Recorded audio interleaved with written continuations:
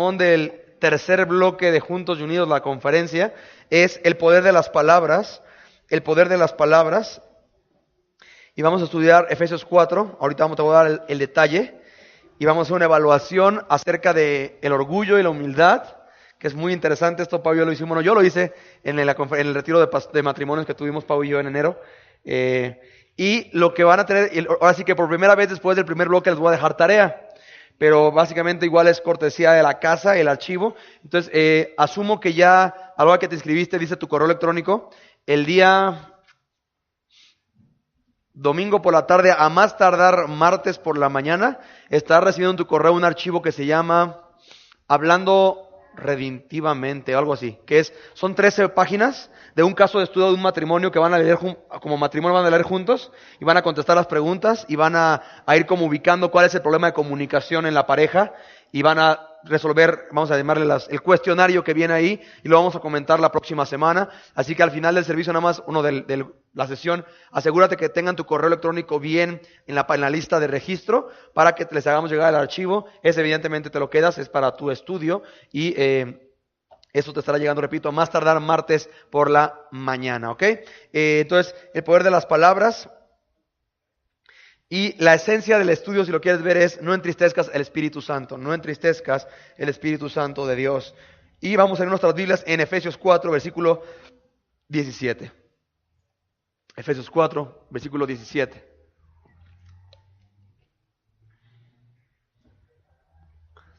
Efesios 4, versículo 17.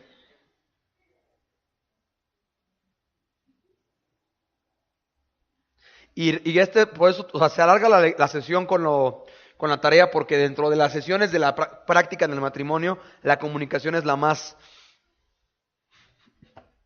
pesada, larga, que tienes que tener muy claro bien qué rollo. Así que Efesios 4, versículo 17, ¿están todos ahí? Ok. Dice así: esto pues digo y requiero en el Señor, que ya no andéis como los otros gentiles que andan en la vanidad de su mente, teniendo el entendimiento entenebrecido, ajenos de la vida de Dios por la ignorancia que en ellos hay, por la dureza de su corazón, los cuales después que perdieron toda sensibilidad, se entregaron a la lascivia para cometer con avidez toda clase de impureza. Mas vosotros no habéis aprendido así a Cristo, si en verdad le habéis oído y habéis sido por él enseñados, conforme a la verdad que está en Jesús. En cuanto a la pasada manera de vivir, despojaos del viejo hombre que está viciado conforme a los deseos engañosos, y renovaos en el espíritu de vuestra mente, y vestíos del nuevo hombre, creados según Dios en la justicia y santidad de la verdad. Por lo cual, desechando la mentira, habla verdad cada uno con su prójimo, porque somos miembros los unos de los otros. Airaos, pero no pequéis, no se ponga el sol sobre vuestro enojo, ni deis lugar al diablo. El que hurtaba no hurte más, sino trabaje haciendo con sus manos lo que es bueno, para que tenga que compartir con el que padece necesidad.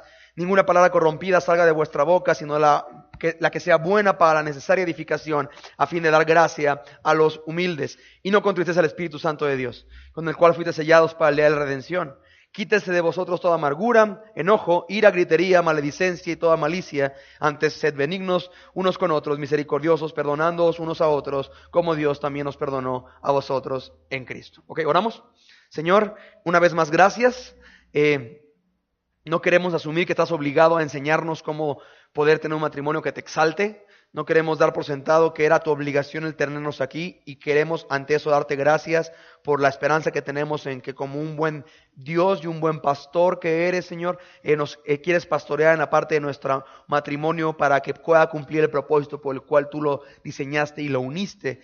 Así que en esta parte tan práctica y tan clara del modo de comunicarse en la vida de casados, háblanos de tal modo que no tengamos excusa, que sea difícil escondernos, y que podamos entonces, con un corazón humillado, reconocer nuestra necesidad que tú intervengas en nuestro modo de hablarnos.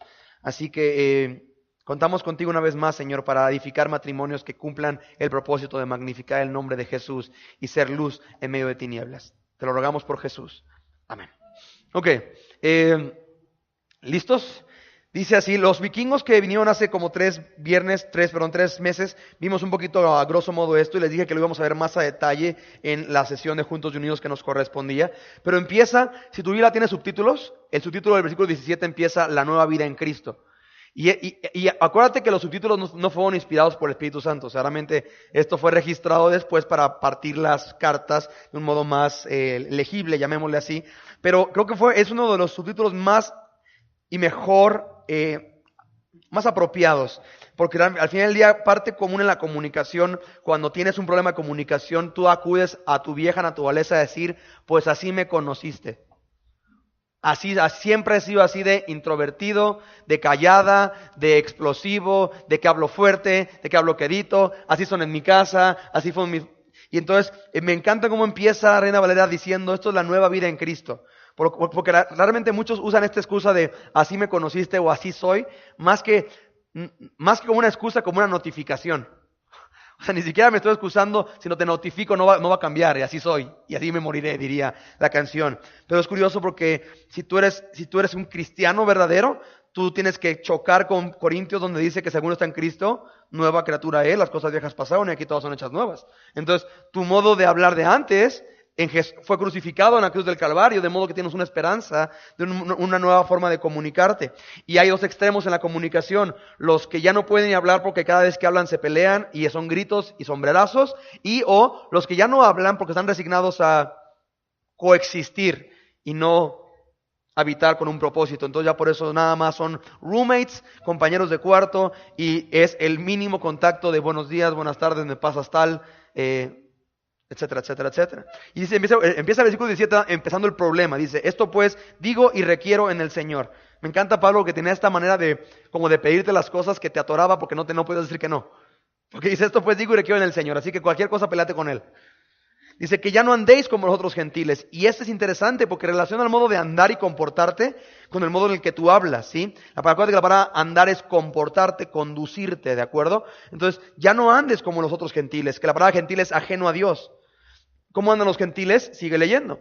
Que andan en la vanidad de su mente. Acuérdate que vanidad es vapor. Esto que es superfluo, esto que no tiene ninguna sustancia. Que andan en la vanidad de su mente, teniendo el entendimiento entenebrecido, ajenos de la vida de Dios, por la ignorancia que en ellos hay, por la dureza de su corazón, los cuales, después de que perdieron toda sensibilidad, se entregaron a la lascivia para cometer con avidez toda clase de impurezas. Mas vosotros, evidentemente cristianos, no habéis aprendido así a Cristo. Entonces vuelve a llevar el parámetro, y antes de empezar un punto de comunicación, tienes que determinar de quién has aprendido.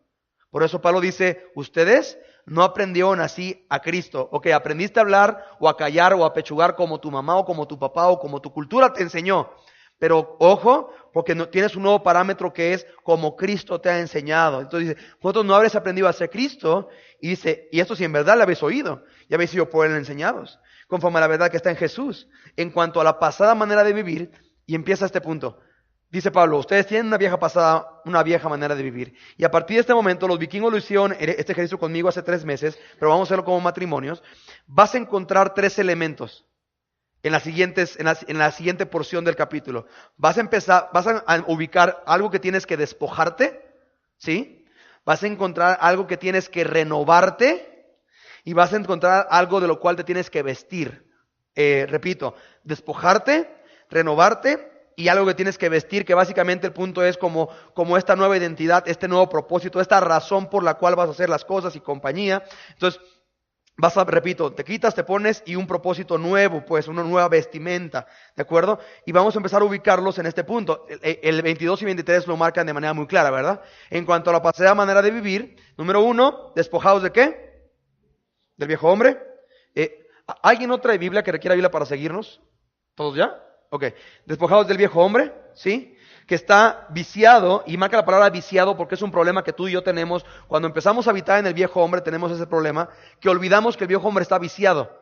Y algo que es un vicio, o ese círculo vicioso, es que estás como un perro persiguiendo la cola, ¿sí? Dice que está viciado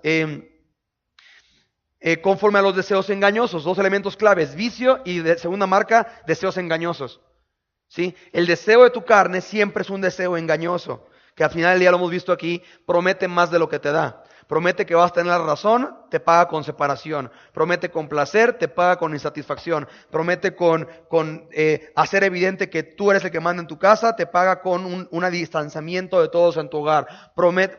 Entonces, es un deseo engañoso. Entonces, versículo 23 dice, y renovaos. Me encanta que la Biblia no te dice nada más, deja, no toques, sino te da también el otro elemento, ¿sí? Renovaos en el espíritu de vuestra mente. O sea, hay algo que tiene que cambiar en tu disposición y en tu entendimiento de las cosas y en el propósito por el cual haces las cosas. Acuérdate que la palabra espíritu es la palabra disposición, ¿sí? Dice, y renovaos en la disposición de vuestra mente y vestíos del nuevo hombre, ¿sí? Algo de lo cual tienes que cubrir, ¿sí?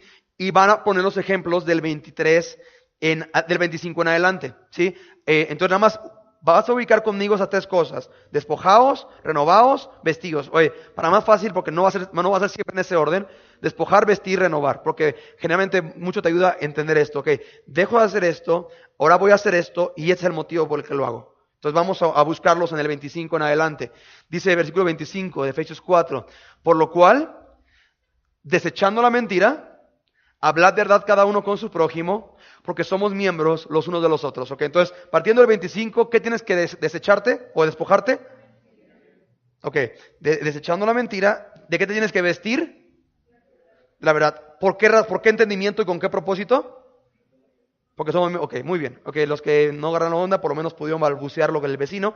Te repito, te tienes que desechar de la mentira, te tienes que vestir, que es hablar verdad cada uno con su prójimo. La mente renovada lo entiende, porque la razón es esta, que somos miembros los unos de los otros. ¿Hasta aquí vamos bien? O sea, ¿sí entiendes el mecanismo de despojar, revestir, el propósito, una mente nueva y una razón por la cual lo hacemos? Y entonces vamos a empezar ahora con la parte más a detalle, ¿de acuerdo? 26. Airaos, pero no pequéis, ¿sí? Es curioso el punto, porque okay, vamos a terminar, me van a decir, para no hacerte tu tarea. Ok, airaos, pero no pequéis, no se ponga el sol sobre vuestro enojo, ni le deis lugar al diablo. Ok, entonces, ¿qué te tienes que quitar? Ok, ira. ¿Qué te tienes que vestir? ¿Qué? ¿No? ¿Verdad dijeron? No, verdad no, aquí no parece verdad. ¿Qué tienes que vestir? ¿Cómo? Por ahí va. ¿Qué entiendes con no se ponga el sol sobre vuestro enojo? Ay, gracias, ahí está. Te tienes que vestir de reconciliación. O sea, evidentemente el punto de no se ponga el sol sobre vuestro enojo te está invitando a reconcíliate, ¿sí? Entonces, despójate de la ira, vístete de reconciliación. ¿La razón es qué? ¿Cuál es la razón? Para no dar lugar al diablo. ¿Ok? Entonces, me encanta la Biblia porque por eso la Biblia dice Romanos que es nuestro culto racional, porque no es una fe tonta que te dice, haz esto porque así no es. Me está pidiendo Dios que quite esto y que ponga esto, y la razón es porque entiendo lo siguiente, ¿sí? En este caso es curioso porque dice airaos, y hemos hablado, creo que con Jonás hablamos de esta ira, entendiendo que la ira también es algo creado por Dios, ¿sí? Pero es pecado cuando no glorifica a Dios, ¿sí? Hemos hablado de cuando Jesús se airó en el templo y sacó a los tiendistas y demás, porque generalmente nuestra ira no busca la gloria de Dios, busca nuestra propia gloria, ¿sí? Entonces, Luis nos comentaba, Pau y a mí, de esta realidad de que él fueron por parte de Bethlehem allá a la cárcel federal de Minnesota, y tú entrevistabas a todos los, y nada más te aclaro, si estás en una cárcel federal en Estados Unidos, no es porque robaste un Xbox. O sea, es porque era eso y el psiquiátrico, ¿sí? Y generalmente es interesante porque llegaban los pastores y le daban con los presos y le decían, mira, no me interesa qué hiciste anteriormente, no me interesa como tu historia del por qué lo hiciste, nada más quiero saber como qué pasó adentro de ti. O sea, cuéntame no la historia de los hechos, sino qué caminaste tú para cometer el crimen, que no me digas qué te trajo aquí. ¿Sí? Y es curioso porque el común denominador de todos los presos era esto: estaba bien, pasó tal X, Y, Z, me volví loco, me perdí la cabeza, me puse fuera de mí, en groserías, ¿sí? Me puse mal y no supe lo que hice. Es bien curioso. El común denominador de todos los que mataron a la esposa y a los hijos, el común denominador de los más locos, violadores, enfermos de Estados Unidos tienen este común. Y yo estaba bien, de repente pasó algo que me perdí y no supe lo que hice hasta que estaba viendo la patrulla que venía por mí. Y no supe lo que hice hasta que me estaban llevando O sea, y es curioso el punto, porque este punto de no supe lo que hice es exactamente esto. Airaos, pero no pequéis, no se ponga sobre vuestro enojo. Básicamente, le dieron lugar al diablo. Y en ese momento, por eso mucha gente dice, no, pero es que el cristiano no puede ser endemoniado, ciertamente, ¿sí? Pero por esto aquí apelando que si has aprendido a Cristo, tienes una tendencia a reconciliarte rápido, porque sabes que si no te reconcilias, le estás poniendo de pechito tu matrimonio a Satanás para que él lo destruya, ¿sí? Es curioso, dice, no se ponga el sol sobre vuestro enojo. Entonces es una invitación a la reconciliación. Ni le des lugar al diablo. Lo podemos resumir así: la ira, que es esta ira explosiva, ¿sí?, es una invitación a Satanás. Así, si quieres anotarlo así de manera más concreta, para que lo tengas claro, la ira explosiva es una invitación a Satanás, ¿sí? Por lo que básicamente sería una pregunta muy franca: ¿quieren ustedes matar su relación y destruir su familia? Dejen su ira sin resolver. Repito, ¿quieres matar tu relación y destruir a tu familia? Dejen sus problemas de ira sin resolver. Y Satanás es el parque de recreo que está esperando para agarrarlos de pechito. Estadísticamente en consejería, esto es una estadística en ciencia, ¿sí? Estadísticamente en consejería, el 75% de los problemas matrimoniales tienen que ver con problemas no resueltos. Chécate el dato: 75% de los problemas matrimoniales tienen que ver con problemas no resueltos. De ahí la importancia que dice Dios: airaos pero no pequéis. Me encanta, dice, ¿sabes qué? No está mal, el punto es no lo llevas a un punto en el que sea evidente que le estás dando lugar al diablo. No se ponga el sol sobre vuestro enojo, ni le deis lugar al diablo. ¿De acuerdo? Entonces nada más ubica eso. Cada vez que tú tengas con una ira no resuelta, ubica nada más que le estás abriendo la puerta a tu casa a Satanás y le estás invitando a que él haga y deshaga. ¿Sí? ¿Hasta aquí vamos bien? ¿Alguien tiene dudas? ¿Alguien no entiende lo que es dar lugar al diablo? ¿Alguien no entiende qué es lo que quiere hacer el diablo? ¿No? ¿Todo está claro? Ok. Versículo 28. El que hurtaba, no hurte más, sino trabaje haciendo con sus manos lo que es bueno, para que tenga que compartir con el que padece necesidad. Ok. ¿De qué me tengo que despojar? ¿De qué me tengo que revestir? ¿Para qué? Exactamente, ¿sí? Entonces, es interesante porque la onda no es dejar de robar. La onda es ¿qué? Trabajar para poder bendecir, ¿sí? Básicamente la Biblia lo enseña: es mejor dar que recibir. Dicen que es el versículo más memorizado por los boxeadores, es ese. Mejor dar que recibir. Entonces, pero es interesante. Entonces ves una ecuación: no se trata nada más de dejar de hacer esto, sino ocúpate de lo bueno, porque somos miembros y el punto es que Dios te creó para bendecir, para poder aportar, para poder sumar. ¿De acuerdo? Versículo 29. Y entramos otra vez al punto de la comunicación. Vimos arriba la ira, vamos a ver ahora las palabras. El título del sermón es el poder de las palabras. Versículo 29. Ninguna palabra corrompida salga de vuestra boca. ¿Cuántas palabras corrompidas puedes decir? Ok, ¿sí? Dice, sino la que sea buena para la necesaria edificación, a fin de dar gracia a los oyentes. Ok, ¿de qué me tengo que despojar? ¿De qué me tengo que revestir? ¿Para qué? Ok, bien, bien. Ninguna palabra corrompida. Es interesante el punto. Creo que es obvio. La Biblia es muy clara en ese punto. Entonces, por ejemplo, si no es... En este versículo 29, ¿qué podías entender que es lo opuesto a una palabra corrompida? Entonces, una palabra que edifica. Entonces, lo opuesto a una palabra corrompida es una palabra que edifica. Ok, ¿qué sería lo opuesto a edificar? Porque el problema teológico que muchos tienen es, dicen, bueno, pero ¿qué es corrompida? O sea, ¿qué es una palabra corrompida? Ok, si lo opuesto a corrompido es una palabra que edifica, ¿qué sería lo opuesto a edificar? Entonces, algo corrompido es un modo de hablar que ¿qué? Que destruye. Un modo de hablar que destruye, ¿sí? Entonces dice, ninguna palabra corrompida salga de vuestra boca, ¿sí? Sino la que sea buena. Primer atributo, tiene que ser una palabra ¿qué? Buena. Sino la que sea buena, ¿para qué propósito? Para la necesaria ¿qué? Es interesante que marca la palabra necesaria, por favor, en tu matrimonio. Bueno, en tu Biblia, para tu matrimonio. Porque está hablando que un elemento que Dios dice que es necesario en toda relación, cuanto más en el matrimonio, es que tu modo de hablar ¿qué? Edifique. ¿Sí? Entonces vimos que edificar es construir. La pregunta aquí sería, como vimos el viernes pasado: ¿tu modo de hablar edifica a tu marido? Es decir, le construye. Lo vimos la semana pasada en el punto de, ¿eres tú la principal porrista de tu esposo? ¿O eres tú su principal acusadora después de Satanás? Volteo.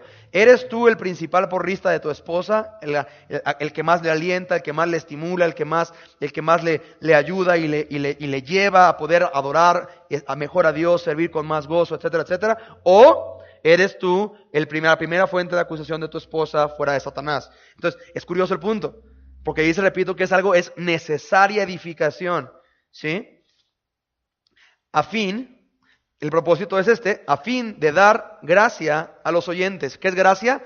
Bueno, en Juan vimos que es incondicional aceptación para alguien que no lo merece, por alguien que no está obligado a hacerlo. Pero lo esencial de gracia es dar lo que no merecen. O sea, él no merecería eso, le voy a dar, ¿no? Es Dios, tiene gracia con nosotros. Entonces, bajo este punto es curioso, porque volvemos al sermón del perdón, que no está basado en los méritos. Entonces no es, pero ¿cómo lo voy a edificar si él se destruye solito?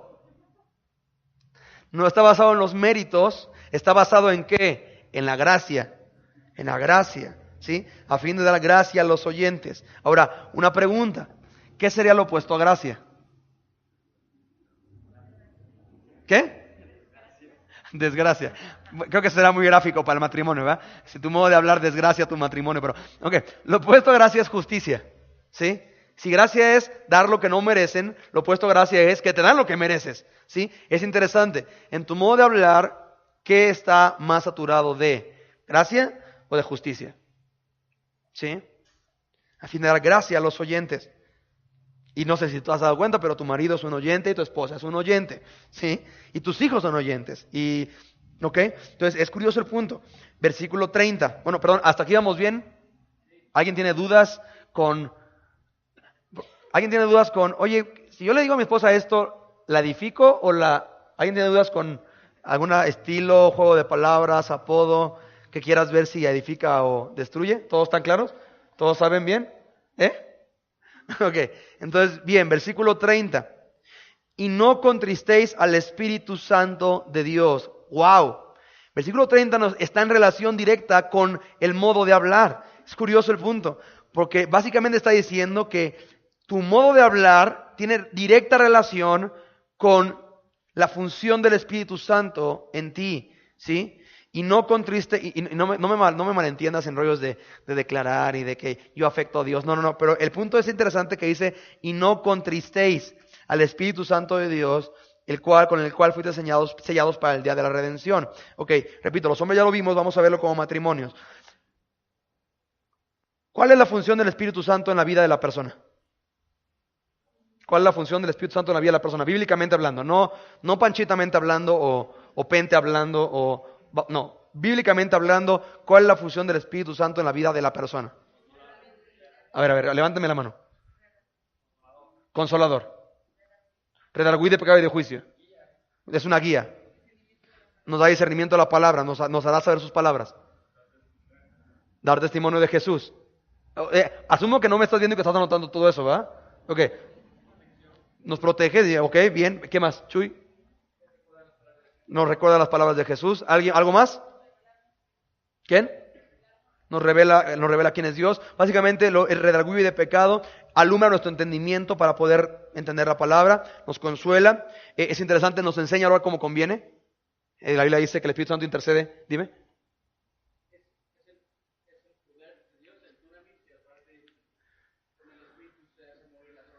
Es el poder de Dios y aparte por medio del Espíritu hacemos morir las obras de la carne. Entonces, ves que esencialmente el Espíritu Santo tiene un peso demasiado específico y central en la vida del creyente, ¿sí? Nos enseña cómo conviene. Básicamente, bíblicamente hablando, no hay nada que el creyente pueda hacer para agradar a Dios si no está involucrado el Espíritu Santo. Así de sencillo.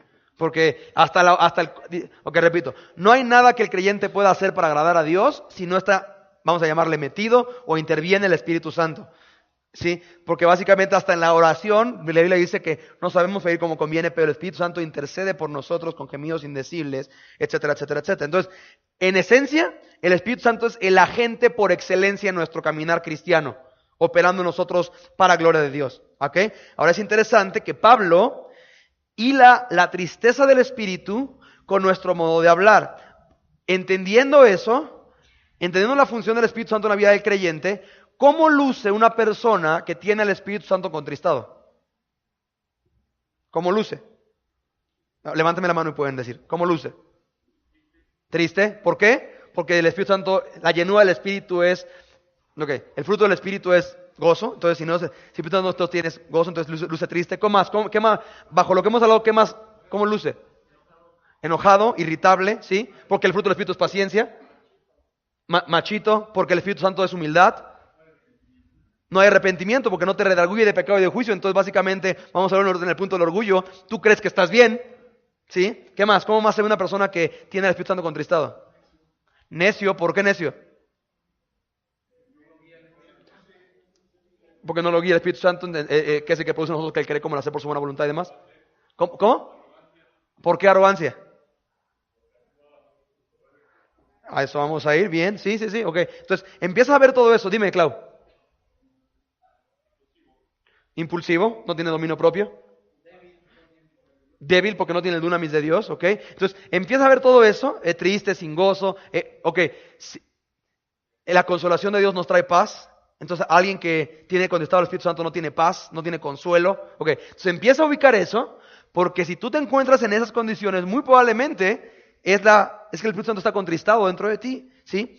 Y es curioso el punto porque el único sitio en la Biblia donde se habla de que es posible contristar al Espíritu Santo de Dios es en Efesios. O sea, es la única porción en toda la Biblia que se habla que hay una relación directa entre lo que tú estás saliendo de tu boca y vamos a llamarle, la condición del Espíritu Santo en ti, ¿sí? La otra porción que habla también de eso es donde dice, no os embriaguéis con vino en lo cual hay disolución, y esta porción habla también de una relación directa entre el Espíritu Santo y el embriagarte, sí, que también, como el embriagarte, el término literalmente es que ya no estás en tus 5 sentidos, que es lo sobrio, estar en tus 5 sentidos. Entonces, evidentemente el Espíritu Santo, vamos a llamarle, ya no opera de un modo tan funcional como lo haría sobrio, ¿verdad? Entonces, es interesante y lo vamos a ver en Santiago, en la parte de la lengua, como Santiago habla, no lo clavé en el estudio porque lo vamos a ver los miércoles, que esta lengua es como este timón, ¿sí? Es este pequeño instrumento que dirige un gran barco, ¿sí? Que puede prender un fuego, y es este punto que para Dios es muy importante, y el modo de hablar y tu modo de expresar, tu modo de dirigirte comunica mucho la condición de tu corazón, ¿sí? Entonces es interesante porque dice, no contristéis al Espíritu Santo de Dios. El punto es este: si yo no controlo mi boca, hay una alta probabilidad de que yo esté agüitando al Espíritu Santo de Dios. Así de sencillo, ¿sí? Y parto desde Nueva Vida en Cristo, porque la excusa de esta es que así soy, es que así somos los Torres, es que los Guzmán así hablamos, es que el punto es esto: el Espíritu Santo es el que nos edifica, de ahí que nuestro modo de hablar edifica. El Espíritu Santo es el que nos regula, de ahí que no nos airamos como normalmente lo haríamos, ¿de acuerdo? Entonces, este es el rollo, matrimonio. En tu modo de hablar con tu esposa, el objetivo es que al terminar de hablar tú, ella esté más dispuesta, agradecida y disponible, llamémosle así, o apta para poder amar a Dios, agradar a Dios y servir a Dios. No sé si me estoy dando a entender. O sea, si el punto es hablar para edificar, o sea, tu objetivo tiene que ser este. Yo termino de hablar y mi esposa tiene que estar más estimulada, animada, edificada, animada para servir, amar, trabajar y glorificar a Dios en cualquier actividad que ella tenga, ¿sí? De ahí el problema que cuando tú y yo terminamos de hablar no siempre pasa eso, ¿sí? Pero la buena noticia es que Jesús pagó en la cruz este pecado también. Entonces de repente me encanta porque tú llegaste a Cristo creyendo que tu mayor problema era tu adicción al alcohol, y de repente entras a estudios como estos y dices, oh, también entonces Jesús murió por mi modo de hablar a mi mujer. Sí, también nos tienes que pedir perdón, ¿sí? Entonces, si el propósito es al terminar que mi esposa esté más, o igual con el esposo, ¿no? El propósito es que al terminar de hablar con mi marido, él esté más estimulado, animado, fortalecido, para poder hacer su chamba para Dios, ¿no? La pregunta sería, al terminar de hablar con tu esposa o esposo, ¿termina animada o humillada? ¿Termina edificada o destruida? ¿Termina estimulada o agüitada? Ese es el punto a tratar en Efesios 4, ¿sí? Porque Jesús básicamente nos dice que de la abundancia del corazón habla la boca. Entonces, por eso me encanta que quieres ver realmente cómo está una persona, ve nada más su lengua, o sea, no ves su lengua, ¿no? Sino ves su modo de hablar, ¿no? Porque evidentemente tu modo de hablar evidencia lo que hay en tu corazón. Ahora, no estoy hablando que todos somos perfectos, estoy hablando de una tendencia cada vez menor a hacer lo que antes hacías, y como vamos a ver ahorita en el test, que empiezas a ver con el tiempo y la palabra de Dios en ti, por medio de su Espíritu Santo, cada vez más atributos de Jesús y cada vez menos tú, ¿ok? Entonces, y no contestes al Espíritu Santo de Dios con el cual fuiste llenado. Una pregunta, ¿quiénes de ustedes ya estaban conscientes de esta verdad en tu modo de dirigirte a tu esposa hasta hoy? ¿Alguien ya sabía como de qué hablaba Efesios 4? O sea, ya sabías que era importante para Dios el cómo hablas, ¿sí? Porque si no, entonces es un muy buen curso para ti, porque quizás por primera vez estás diciendo, órale, entonces sí es en serio este rollo, ¿sí? Dice, con el cual fuiste sellados, que es marcados, que ya le perteneces a Dios para el día de la redención. Versículo 31 termina la porción de comunicación, ¿sí?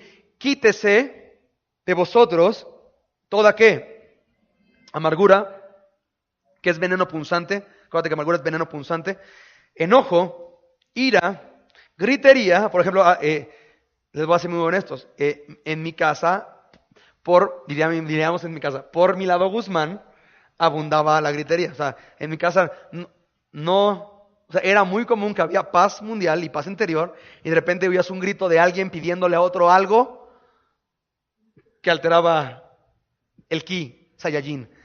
O sea, el punto es, ¿sabes? Es interesante, y cuando me caso con Pau, que es toda una princesita y una dama, yo acostumbrado a pedir las cosas de 4 cuartos de distancia, de repente es, oye, no grites.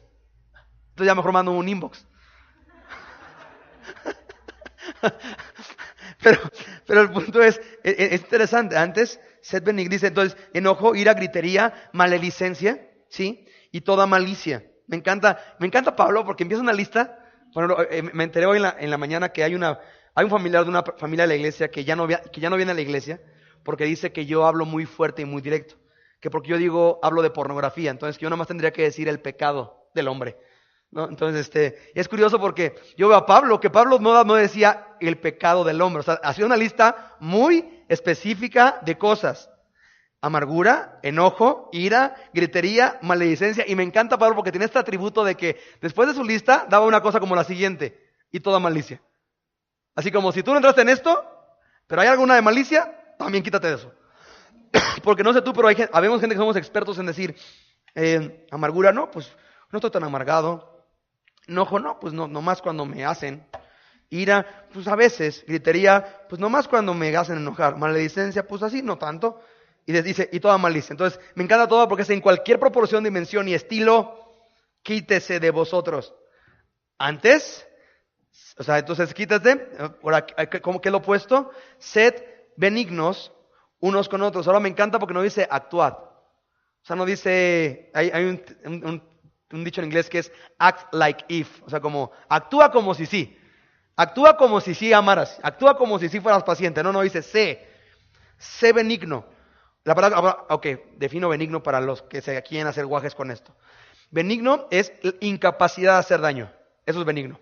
De ahí que un tumor benigno, o sea, cuando te dicen que tienes un tumor benigno, es una buena noticia porque el tumor no va a hacerte daño, ¿sí? Entonces es interesante, dice, sed benignos unos con otros, misericordiosos, perdonándoos unos a otros, y volvemos al punto del viernes pasado, como Dios, el modelo es por eso la palabra clave del versículo 32, la palabra como, ¿sí? Que Dios te está dando un modelo, Él fue el maestro en Cristo, como Dios también nos perdonó a vosotros en Cristo. Ahora me encanta porque dice, da una lista impresionante que te da todas las armas para destruir, acusar y condenar a tu esposo porque no ha hecho eso.